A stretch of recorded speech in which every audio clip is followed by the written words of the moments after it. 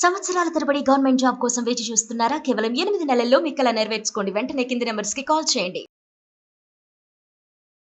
ప్రస్తుతం మనతో పాటు లైవ్ కాల్ అందుబాటులో ఉన్నారు జేడి లక్ష్మీనారాయణ గారు, జై భారత్ పార్టీ వ్యవస్థాపక అధ్యక్షులు, అలాగే మాజీ సిబిఐ జేడి కూడా. పైగా ఆయన ఇంతకుముందు యాంటీ టెర్రరిస్ట్ స్క్వాడ్ కి పనిచేస్తున్నారు.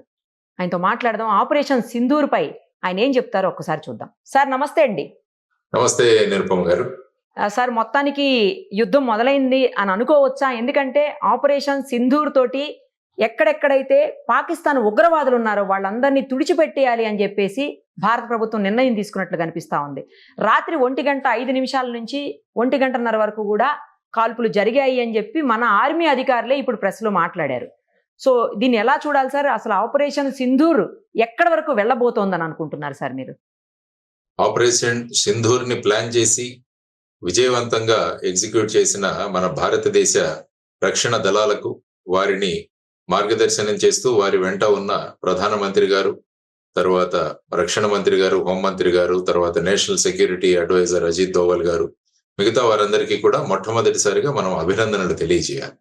ఎందుకంటే ఏప్రిల్ 22వ తర్వాత 2వ రోజున పహల్గావ్లో జరిగిన సంఘటన తర్వాత అనేక చర్చలు మనం రోజు టీవీ మాధ్యమాల్లో చూస్తూనే ఉన్నాం. యుద్ధం రాబోతోంది, ఆ తర్వాత ఇక పాకిస్తాన్ ఉండదు, ఇలా రకరకాల చర్చలు జరిగాయి. కానీ స్పష్టంగా ప్రధానమంత్రి గారు పహల్గావ్లో జరిగిన సంఘటనలలో ఎవరైతే భాగస్వాములయ్యారో వారిని, వారి మద్దతుదారుల్ని, వారి కుట్రలో భాగస్వాములయ్యే వారిని భారతదేశం వదలదు, భూభాగంలో ఎక్కడున్నా కూడా వాళ్ళ మీద చర్యలు తీసుకుంటామని వారు చెబితే, మన అమిత్ షా గారు వచ్చేసి మిట్టీ మే మిలా దేంగే అన్నారు ఆయన. తర్వాత రక్షణ మంత్రి గారు మూతోడికే జవాబు దేంగే అన్నారు. కాబట్టి ఈ విధంగా భారతదేశం యొక్క నిర్ణయం అన్నది చాలా స్పష్టంగా మనకు వెళ్ళింది.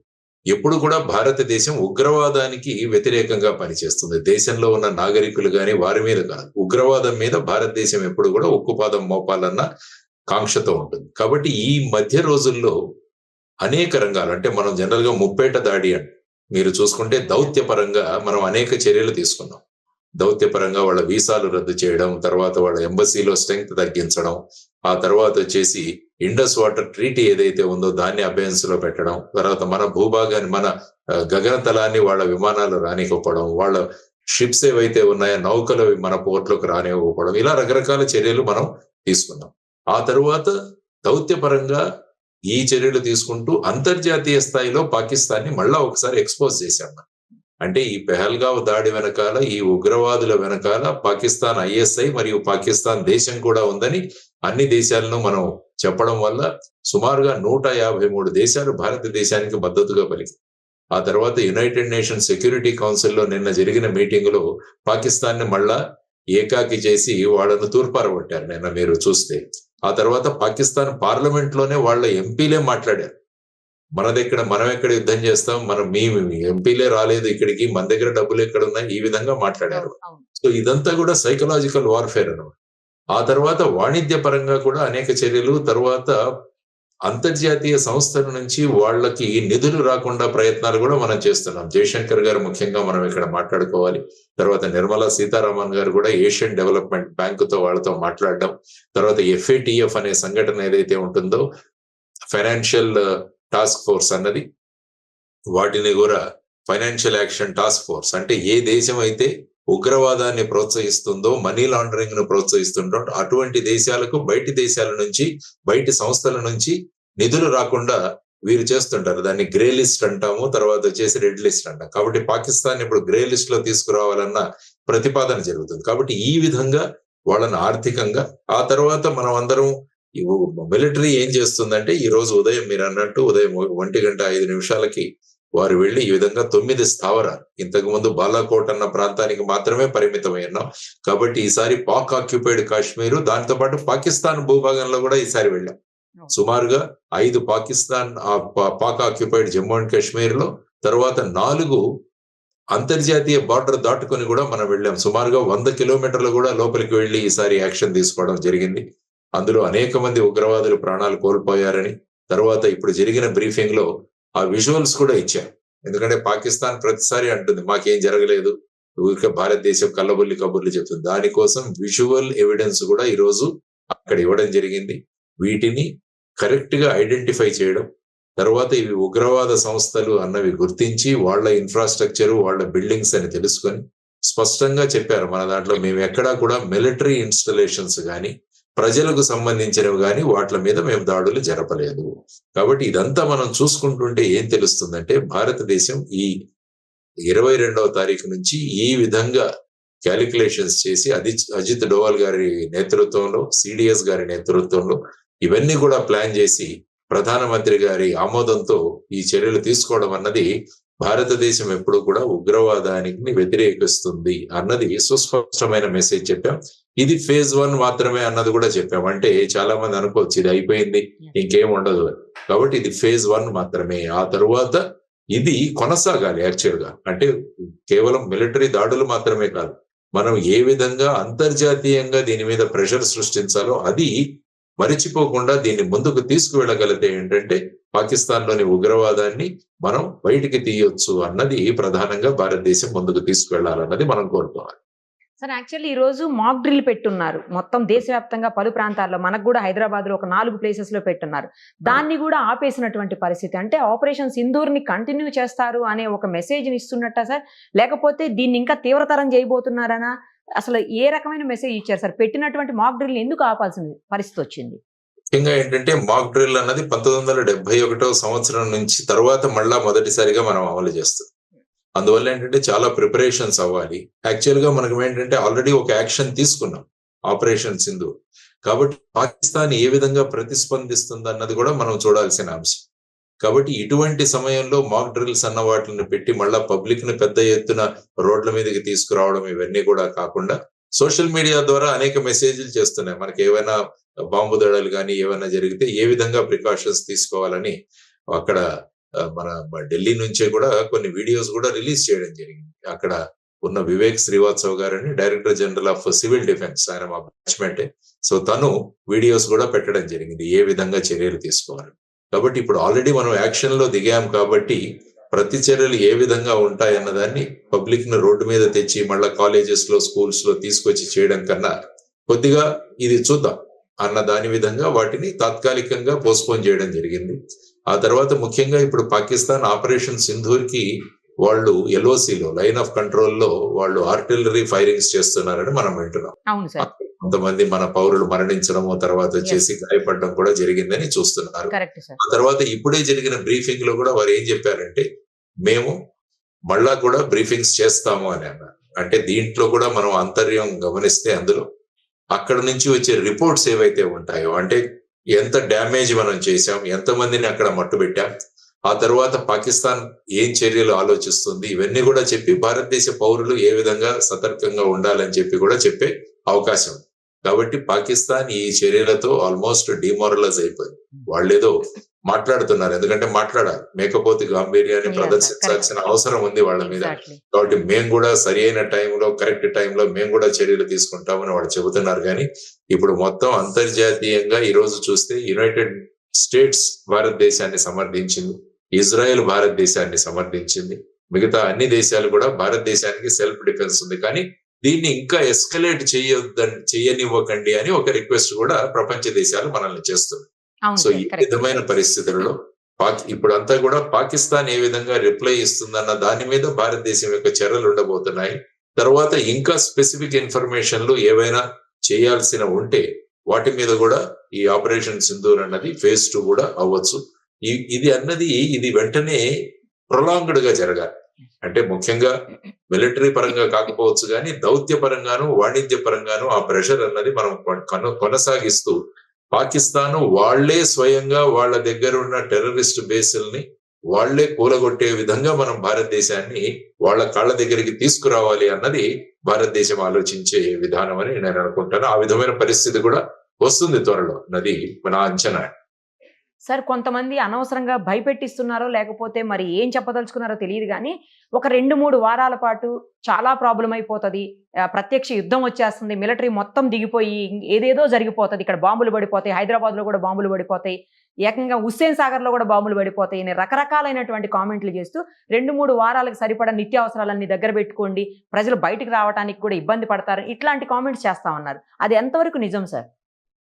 ఎప్పుడు కూడా ప్రభుత్వం నుంచి వచ్చే సూచనలు ఏవైతే ఉంటాయో వాటిని మనం ఫాలో అవ్వాలి. ఎందుకంటే ఈ సోషల్ మీడియాలో ప్రతి ఒక్కరూ వాళ్ళు విపరీతమైన జ్ఞానంతో చెప్తుంటారు. ఈవెన్ కోవిడ్ కాలంలో కూడా ఇలాగే ఉండేది. కరెక్ట్ ఈవెన్ కోవిడ్ సమయంలో నా వాయిస్ పెట్టి కూడా ఒక ఆడియో చేశారు. అవును.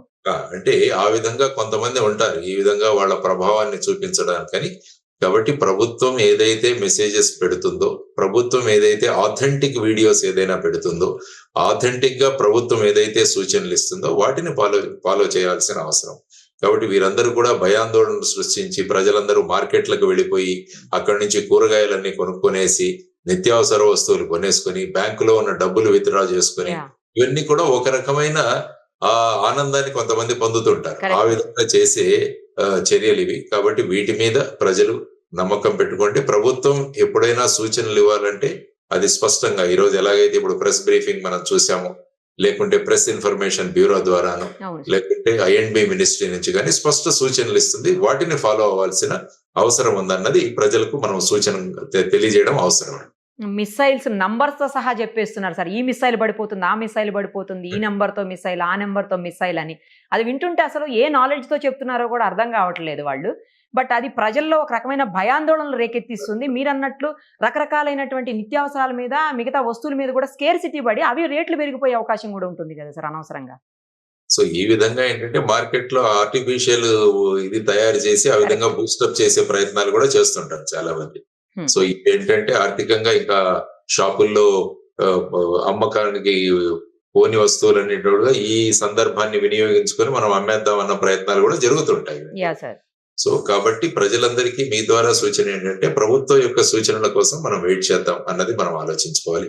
పాకిస్తాన్ ఎప్పుడు కూడా భారతదేశం మీద అటాక్ చేసే ధైర్యం లేదు. వాళ్ళు ఎప్పుడు కూడా అప్రత్యక్ష యుద్ధమే చేస్తారు. ప్రత్యక్ష యుద్ధం చేసే ధైర్యం లేదు వాళ్ళకు.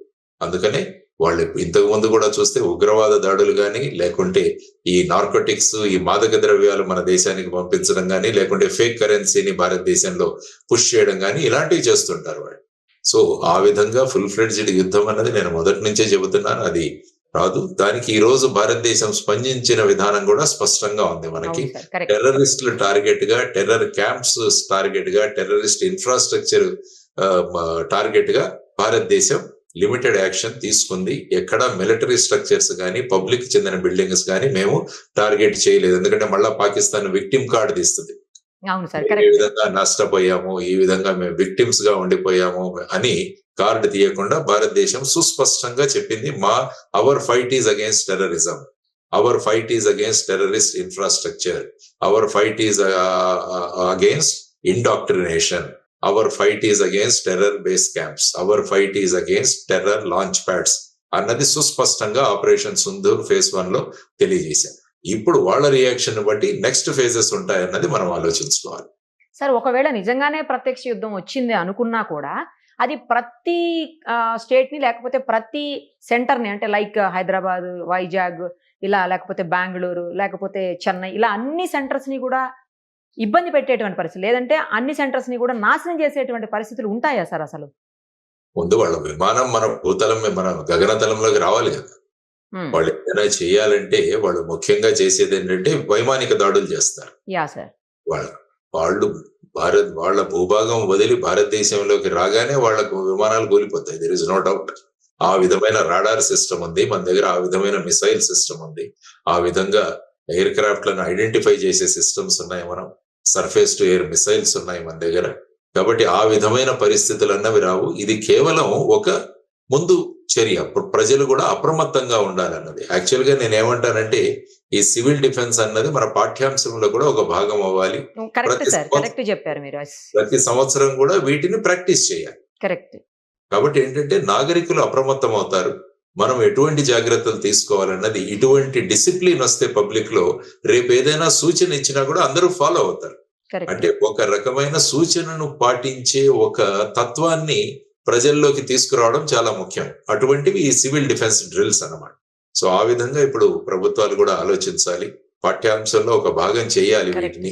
తర్వాత వీలైనన్ని కాలేజెస్ లో మళ్ళా ఎన్సిసి అన్నది తీసుకురావాలి. చాలా చోట్ల ఎన్సిసి ఉండేది సార్, అవును, ఇప్పుడు క్రమక్రమంగా తగ్గుతుంది. కాబట్టి ఏ విధంగా అయితే ఇజ్రాయెల్ గాని, మలేషియా గాని, సింగపూర్ గాని అందులో విద్యార్థులకు 2 సంవత్సరాల మిలిటరీ ట్రైనింగ్ కంపల్సరీ. ఉమ్, ఉమ్. సో దీన్ని పెట్టుకొని మనం అటువంటి వాటిలలో మనం పాఠ్యాంశాల్లో మార్పు రావాలి. తరువాత ప్రజలలో జాతీయ భావన అన్నది ఒకటి పెంపొందించాలి. కాబట్టి ఇప్పుడు ఈ ఇన్సిడెంట్ వల్ల ప్రజలందరూ కూడా దగ్గరికి వచ్చారు.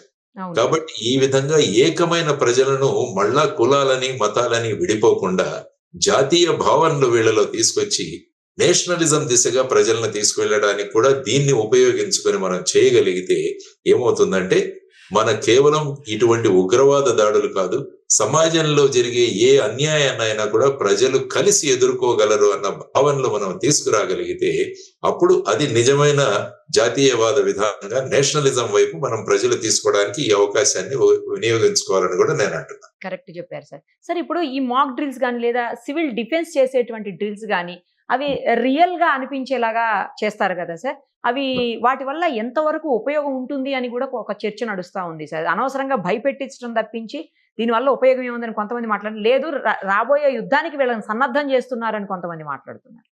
అంటే ఏంటంటే ఇందులో ప్రజలను ఇన్వాల్వ్ చేయడం చాలా అవసరం. అంటే ఏమవుతుందంటే ఇది కేవలం ఆర్మీ వాళ్ళ విషయం, మాకు సంబంధం లేదు ఇలా అనుకుంటారు. అలా కాకుండా ఒక దేశంలో ఉన్న పౌరులుగా మనం అందరం కూడా రెస్పాండ్ అవ్వాలి అన్న ఒక బాధ్యతాయుతమైన ప్రవర్తన. అది ఒక ప్రవర్తనను తీసుకొచ్చే ఒక మార్గం ఈ సివిల్ డిఫెన్స్.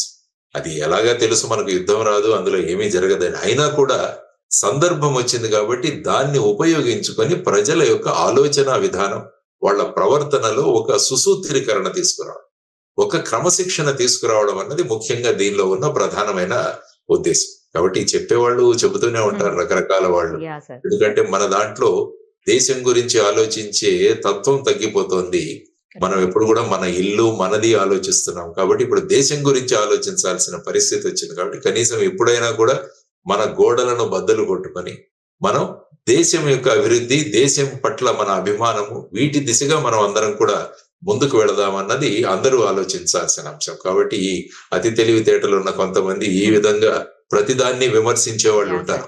సో వాళ్ళు వాళ్ళ ప్రవర్తనను తగ్గించుకొని, ప్రభుత్వం కూడా స్పష్టంగా చెప్పింది ఇటువంటి వీడియోలు, ఇటువంటి వాట్సాప్లు, ఇటువంటి సోషల్ మీడియాలో పెట్టే వాళ్ళ మీద చర్యలు తీసుకుంటామని కూడా స్పష్టంగా చేశారు.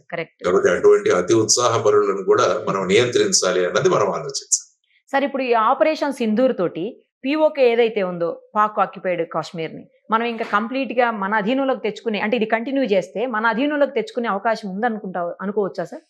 అంటే ఏంటంటే అది తెచ్చుకోవచ్చు, కానీ మళ్ళా ఏంటంటే పాకిస్తాన్ ఒక విక్టిమ్ కార్డు ప్రయోగిస్తుంది. ఓకే. మనం యాక్చువల్ గా 1947-48లో జరిగిన ఆ యుద్ధం అప్పుడు మనమే ఈ విషయాన్ని యునైటెడ్ నేషన్స్ దగ్గరికి తీసుకెళ్ళాం. ఓకే. మనమే ఈ భూభాగాన్ని మన ఆర్మీ వాళ్ళు ఇప్పుడు ప్రస్తుతం ఉన్న పాక్ ఆక్యుపైడ్ కాశ్మీర్ వరకు ఈవెన్ శ్రీనగర్ నుంచి వెనక్కి తోశారు వాళ్ళందరికీ. తర్వాత ఈ పిఓకే ప్రస్తుతం ఉన్న పరిస్థితులు ఏమైందో అప్పుడు యుఎన్ కి తీసుకెళ్లడం జరిగింది మనం ఈ విషయాన్ని. కాబట్టి యుఎన్ అన్నది అప్పుడు మధ్యవర్తి చేసుకుంటూ ఇప్పుడు ఏ భాగం అయితే పాకిస్తాన్ లో ఉందో అక్కడ ఎల్ఓసి చేశారు. లేకుంటే మనకి ఇంటర్నేషనల్ బార్డర్ ఉండేది. రాడ్క్లిఫ్ లైన్ అని పార్టీషన్ కు ముందు ఒక ఇంజనీరు భారత పాకిస్తాన్ మధ్య ఆ బార్డర్ ని గీశాడు. దాన్ని రాడ్క్లిఫ్ లైన్ అంటాం. ఎలాగైతే భారతదేశం చైనా మధ్య ఉన్న లైన్ మెక్మోహన్ లైన్ అంటాము, అదే విధంగా దీన్ని రాడ్క్లిఫ్ లైన్ అంటే ఇక్కడ, తర్వాత ఈస్ట్ పాకిస్తాన్, ఈ రెండింటికి కూడా గీతలు గీయడం జరిగింది. ఇప్పుడు ఏమైందంటే ఆ 1947-48లో పాకిస్తాన్ వాళ్ళు ఇటు రావడం వల్ల ఆ ఇంటర్నేషనల్ బార్డర్ తర్వాత పాకిస్తాన్ కొంత భూభాగంలో ఎల్ఓసి అంటున్నాం దాన్ని, లైన్ ఆఫ్ కంట్రోల్. సో ఇప్పుడు ఆ విధమైన పరిస్థితిలో ఉంది. కాబట్టి ఇప్పుడు భారతదేశం పాకిస్తాన్ పిఓకేని మళ్ళా తీసుకురావాలి ఖచ్చితంగా. ఆ తర్వాత మీరు చూసుకుంటే జమ్మూ అండ్ కాశ్మీర్ అసెంబ్లీలో కూడా ఒక 10 సీట్లు పిఓకే వాళ్ళ కోసం పెట్టడం జరిగింది. అవును సార్, కరెక్ట్. అంటే దాని ద్వారా భారతదేశం యొక్క ఉద్దేశం ఏంటంటే ఇది మా భూభాగం. ఎందుకంటే మనం భారతదేశం పటం వేసినా కూడా ఫుల్ జమ్మూ కాశ్మీర్ ఉంటుంది మనది, ఎందుకంటే ఆల్రెడీ మనది అది. సో దాన్ని ఆ విధంగా భావిస్తున్న సందర్భంలో ఇప్పుడు ఆ యునైటెడ్ నేషన్స్ యొక్క మధ్యస్థిత్వంలో ఈ విధమైన పరిస్థితులలో తర్వాత ఏంటంటే ఆ ప్రాంతంలో ఉన్న ప్రజలు కూడా మనతో ఉండాలి అన్న భావనలో వాళ్ళలో తీసుకురావాలి. లేకుంటే ఏమవుతుందంటే వాళ్ళు భారతదేశం విరోధంగా ఉంటే వాళ్ళతోనే మన వనరులన్నీ కూడా అక్కడ డైవర్ట్ చేయాల్సి వస్తుంది. వాళ్ళను బుజ్జగించాల్సింది. ఈ పరిస్థితులు రాకుండా మేమే భారతదేశంలో కలిసిపోతామన్న విధానం వాళ్ళలో గనక రాగలిగితే ఏమవుతుంది అంటే వాళ్ళు భారత పౌరులుగా మన దాంట్లో మిక్స్ అవుతారు వాళ్ళు. లేకుంటే ప్రతిసారి వాళ్ళు వేరు విధంగా ఆలోచించడము, అక్కడ మళ్ళా ఉగ్రవాద చర్యలు ఏర్పడడం, మన ఆర్మీ అంతా కూడా అక్కడ డిప్లాయ్ చేయడం, ఇవన్నీ కూడా మనకు అడిషనల్. సుమారుగా 53 లక్షల మంది ఉన్నారు వాళ్ళకి. మనకున్న జనాభాకు మళ్ళా ఒక 53 లక్షలు. అక్కడ ఏంటంటే పరిస్థితులు చాలా అధ్వానంగా ఉన్నాయి. వాళ్లకు మళ్ళా ఉద్యోగాలు, వాళ్లకు మళ్ళా ఈ మన పథకాలు ఇవన్నీ అమలు చేసే కన్నా అక్కడి ప్రజల సంసిద్ధత, మేము ఇంకా భారతదేశంతోనే ఉంటామని వాళ్లలో మార్పు తీసుకొచ్చి అప్పుడు యునైటెడ్ నేషన్స్ వాళ్ళ మధ్యస్థంతో మనం కలుపుకోగలిగితే ఏమవుతుందంటే ఆ కలయిక అన్నది సినర్జీతో కలుస్తుంది. లేకుంటే వ్యతిరేకంగా కలుపుకుంటూ ఉంటే ప్రతిసారి మనకు సమస్యలే ఉంటాయి. కాబట్టి ఆ విధంగా ప్రస్తుతం ఉన్న దాంట్లో ఆ విధమైన చర్యలు తీసుకుంటూ ముందుకు వెళతారన్నది నేను అనుకుంటాను. అప్పుడు ఆ విధంగా ఉండబోవచ్చు అని నేను అంటాను. సార్, ఈ రాబోయే సమీప దూరంలో ఎలాంటి సిచ్యుయేషన్స్ మన ఇద్దరి మధ్యన అంటే పాక్కి మన ఇండియా మధ్యన నెలకొనబోతున్నాయని మీరు అనుకుంటున్నారు సార్? పాకిస్తాన్ భారతదేశం మధ్య ఇక పాకిస్తాన్ సరెండర్ అయిపోవాలి. పాకిస్తాన్ సరెండర్ అయిపోయి మా భూభాగంలో ఉన్న టెర్రరిజాన్ని మేము మట్టు పెడతామన్న దీనికి ప్రపంచ దేశాలన్నీ కలిసి పాకిస్తాన్ ని తీసుకురావాలి. ఆ విధంగా తర్వాత ఒక ఇంటర్నేషనల్ మానిటర్డ్ ఒక గ్రూప్ అన్నది ఏర్పడి వాళ్ళు నిజంగా చర్యలు తీసుకుంటున్నారా లేదా అన్నది కూడా మానిటర్ చేయాలి. లేకుంటే వాళ్ళు ఏం చెప్తారు, మేము అందరినీ మట్టు పెట్టామంటారు. కుదరదు. ఎలాగైతే మనం ప్రపంచ దేశాల్లో ఉన్న ఒక ఫోర్స్ ని గనక మనం అక్కడికి తీసుకురాగలిగితే వాళ్ళ సూపర్విజన్ లో ఈ టెర్రర్ క్యాంపులు కానీ వీటన్నిటి మీద చర్యలు జరిగి ఎప్పుడైతే ఆ ఇంటర్నేషనల్ బాడీ సర్టిఫికేట్ ఇస్తుందో ఇక పాకిస్తాన్ లో ఈ విధమైన టెర్రరిజం లేదు, క్యాంప్స్ లేవని, అప్పుడు అది మనం నమ్మాలి. లేకంటే ఏంటంటే అక్కడ రక్త బీజుడు లాగా దాని నుంచి పుడుతూనే ఉంటారు. ఎన్నిసార్లు చేసినా కూడా వాళ్ళు పుడుతూనే ఉంటారు. కాబట్టి ఈ టెర్రరిస్టుల పుట్టుక అన్నది మనం టోటల్ గా ఎలిమినేట్ చేయగలిగితే, అది అందరి యొక్క కోఆపరేషన్ తో గనక చేయగలిగితే అప్పుడు ఏమవుతుందంటే పాకిస్తాన్ మీద ప్రెషర్ ఉంటుంది. ఆ దిశగా భారతదేశం దీన్ని ముందుకు కొనసాగించాలి అన్నది మనం అంతా కూడా కోరుకుంటాం. సార్, లేటెస్ట్ గా అమెరికా అధ్యక్షుడు ట్రంప్ చేసినటువంటి కొన్ని వ్యాఖ్యలు కూడా దుమారం లేపుతున్నాయి సార్. 2 దేశాలు సంయమనం పాటించాలి, యుద్ధానికి పోవద్దు అని చెబుతూ 2 స్ట్రాంగ్ కంట్రీస్ రోడ్డు మీదకి వచ్చి కొట్టుకోవటం కరెక్ట్ కాదు అనమాట. ఎవరు స్ట్రాంగ్ కంట్రీ ఇక్కడ? ఎందుకు పాకిస్తాన్ స్ట్రాంగ్ కంట్రీ ఈ రకంగా అయింది అని చెప్పేసి చాలా మంది దానికి నిరసన వ్యక్తం చేస్తున్నటువంటి పరిస్థితి. సార్, ఆయన ఎందుకు అలా మాట్లాడారంటే ఆయన ఉద్దేశం ఏం చెప్పదలుచుకున్నాడు ఆయన అందులో?